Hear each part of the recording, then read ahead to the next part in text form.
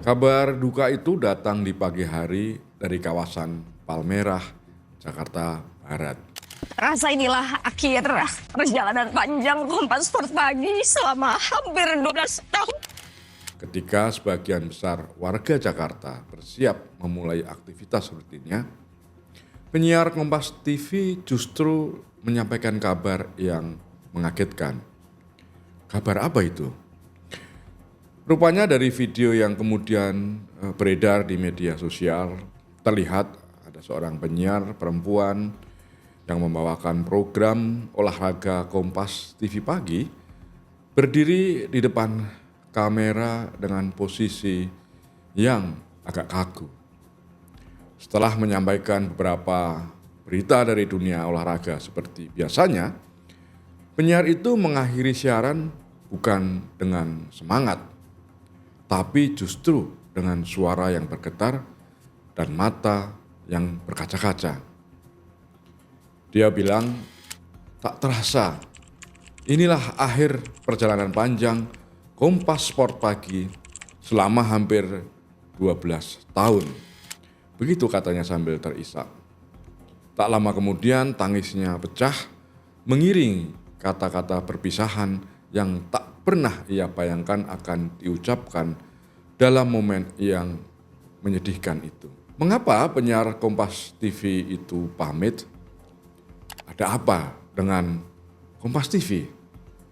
Bagaimana pula sebetulnya nasib industri televisi dan media pada umumnya di Indonesia saat ini? Kita bahas setelah ini.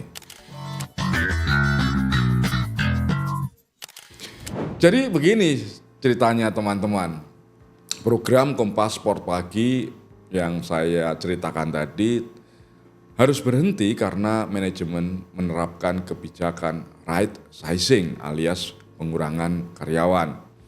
Gelombang pemutusan hubungan kerja itu, ini yang saya dengar menurut kabar yang beredar, menghantam banyak lini.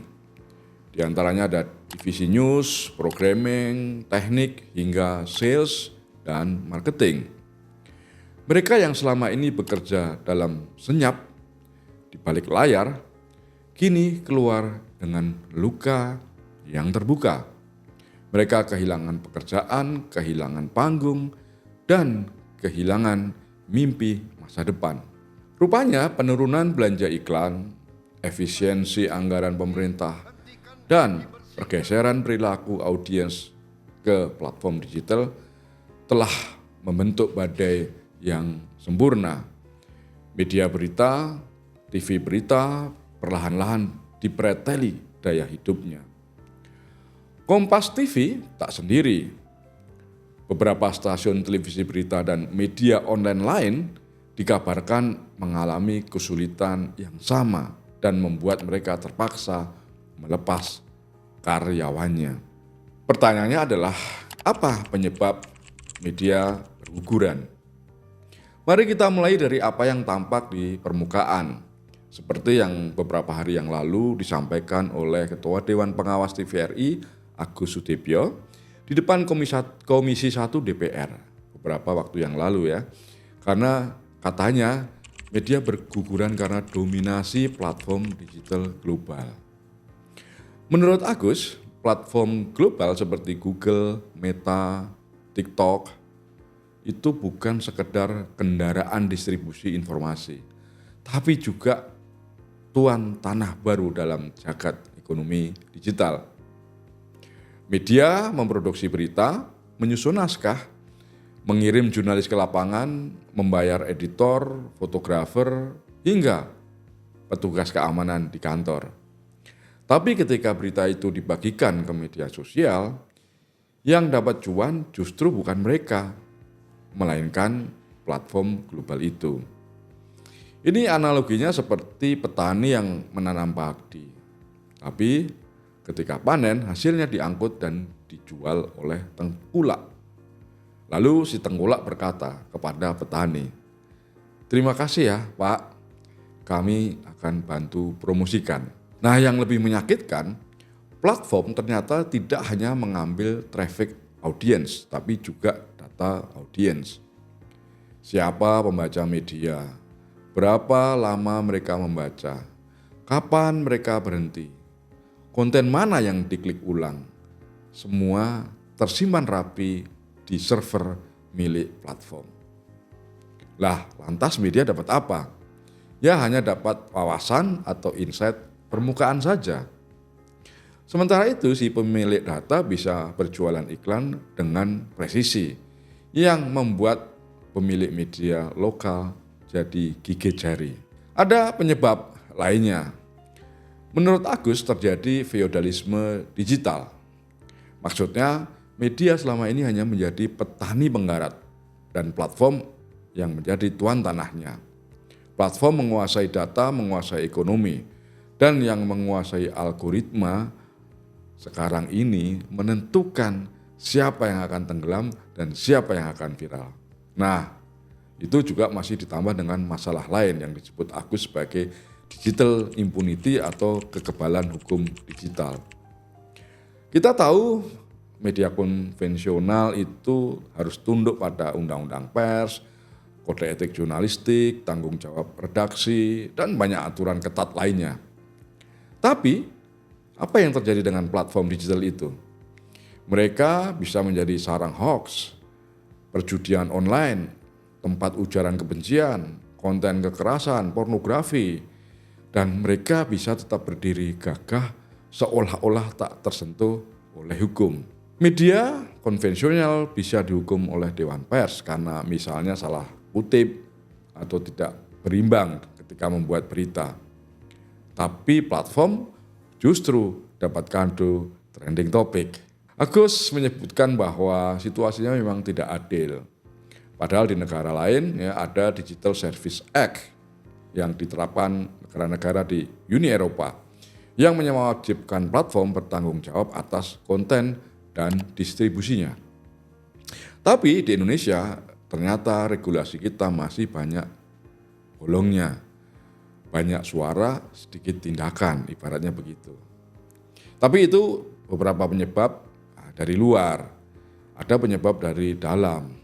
Nah, sekarang kita masuk ke bagian yang lebih menyakitkan, penyebab internal, yaitu pembusukan dari dalam tubuh media itu sendiri. Seperti apa itu? Nah, kita sering mendengar ya media itu menyalahkan algoritma, menyalahkan platform. Tapi coba kita pikir, siapa sebetulnya yang memutuskan untuk menjadikan postingan akun gosip menjadi headline? Siapa yang membuat judul-judul clickbait dengan kalimat misalnya, ternyata, wah bikin merinding, dan seterusnya. Padahal isi berita itu ngambil rumor dari TikTok misalnya. Ya jawabannya siapa lagi kalau media dan wartawannya sendiri. Banyak redaksi juga kehilangan kompas moralnya. Prinsip mereka bukan lagi berita apa yang penting untuk publik, tapi apa yang rame di media sosial hari ini. Mereka tidak peduli akurat atau tidak, yang penting ramai. Mereka juga tidak peduli apakah beritanya berimbang atau tidak, yang penting trending. Nah, dan ironisnya ya teman-teman, wartawan yang dulu dikenal sebagai penjaga akal sehat publik, kini berubah menjadi kurator keresahan warganet. Apalagi itu ya. Nah, di balik layar, redaksi juga tidak lagi bebas dan independen. Pemilik media lebih sibuk bernegosiasi dengan pejabat, dengan penguasa tertentu, dengan pengusaha. Jadi bukan memikirkan kualitas liputan. Seorang redaktur harus merapikan siaran pers sebuah lembaga agar terlihat netral. Ada juga pemimpin redaksi yang justru ikut rapat dengan tim kampanye kandidat politik, bukan dengan tim investigasi di internal. Ya, ini rahasia umum. Banyak orang yang tahu cerita-cerita seperti itu. Ya, bahkan dari kita mungkin ya, kita ya. Saya enggak pernah ada di ruangan seperti itu. Tidak jarang media dijadikan alat tawar. Misalnya ada yang bilang, kalau mau berita baik, ini red card-nya. Mau berita buruk hilang, gini caranya. Media menyebutnya sebagai pengawalan isu. Tapi kita bisa menyebutnya sebagai pengkhianatan terhadap jurnalistik dan jurnalisme. Nah, sekarang bagaimana dengan jurnalisnya? Ada yang mengatakan bahwa banyak dari mereka yang bertahan bukan karena gaji yang layak, tapi semata-mata kecintaan pada profesi. Tapi ya harap tahu saja, cinta tanpa nafkah itu perih dan menyakitkan. Dengan gaji di bawah UMR seperti yang dilaporkan oleh survei Aliansi Jurnalis Independen, tanpa jaminan sosial, tanpa dukungan pelatihan, para wartawan dipaksa bertahan di medan tempur digital yang sangat ganas. Tapi anehnya, ini sungguh-sungguh terjadi. Ada juga wartawan yang tetap bisa ngopi di kafe yang mewah, naik mobil pribadi yang mahal, dan punya akses ke ruang-ruang para elit. Orang jadi bertanya, mereka itu duitnya dari mana bisa beli mobil yang harganya miliaran rupiah? Inilah paradoks industri media hari ini. Ada yang gajinya rendah tapi aksesnya tinggi, tinggi sekali. Nah, ini membuka ruang bagi barter informasi, penghasilan sampingan, seseran, atau kompromi terhadap integritas jurnalis. Celakanya, asosiasi dan organisasi jurnalis seperti jalan sendiri juga. Dulu mereka adalah benteng terakhir moral profesi. Mereka tegas menolak amplop, memperjuangkan independensi, dan merawat idealisme. Tapi sekarang ini banyak dari mereka yang hanya sekedar menjadi pengelola pelatihan, bukan penggerak dari perubahan.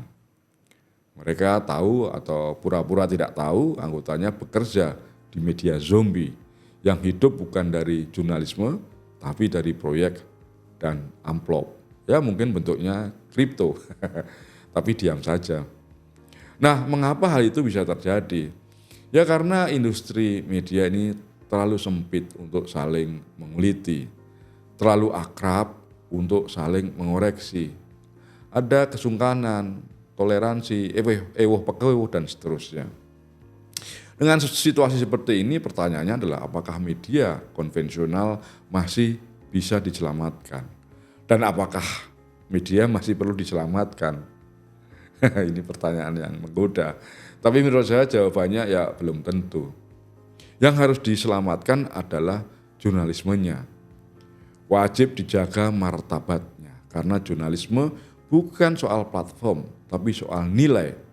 Bukan soal bisnis, tapi soal keberanian.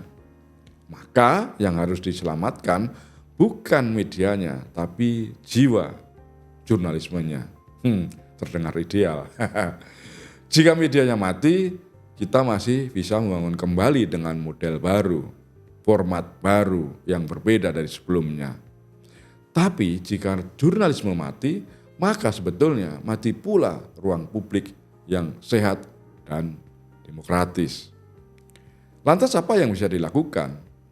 Menurut hemat saya yang belum tentu hemat buat teman-teman sekalian, redaksi harus kembali ke prinsip dasar jurnalisme, yaitu verifikasi, keberimbangan, skeptisism, dan bukan semua yang viral atau layak diberitakan di media sosial.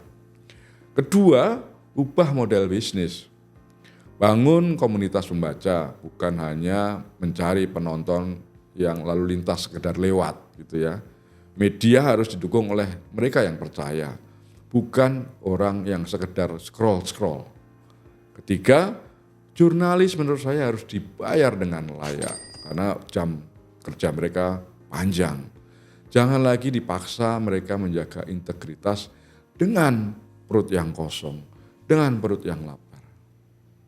Yang tidak kalah penting adalah edukasi publik. Literasi media bukan pilihan, tapi ini soal kebutuhan. Masyarakat harus bisa membedakan antara berita, editorial, dan manipulasi oleh media. Yang terakhir, negara harus hadir. Lewat apa? Lewat regulasi platform digital yang diterapkan secara ketat. Kemudian redistribusi ekonomi data dan transparansi algoritma harus jadi bagian dari kebijakan pemerintah. Saya percaya media konvensional yang sedang sekarat ini mungkin akan melahirkan versi baru yang lebih jujur, lebih lentur, dan lebih manusiawi. Media tidak boleh hanya menjadi topeng bagi kepentingan tertentu. Ia harus jadi cermin bagi masyarakat. Ya, meskipun cerminnya kadang retak ya, tapi tidak menyakitkan lah harusnya. Karena pada akhirnya tugas wartawan, tugas media, tugas jurnalisme bukan untuk memuaskan algoritma, tapi menjaga nurani publik. Jika kita ingin menyelamatkan demokrasi, kita harus mulai dari satu hal, yaitu menyelamatkan martabat jurnalisme itu sendiri. Begitulah teman-teman, unek-unek saya kali ini, yang mungkin tidak terlalu penting buat teman-teman. Tapi menurut saya ini harus kita renungkan. Terima kasih telah mendengarkan Cacatan Redaksi. Jangan lupa untuk terus berpikir kritis, menyaring informasi, dan mendukung media yang masih punya nyali. Tabik.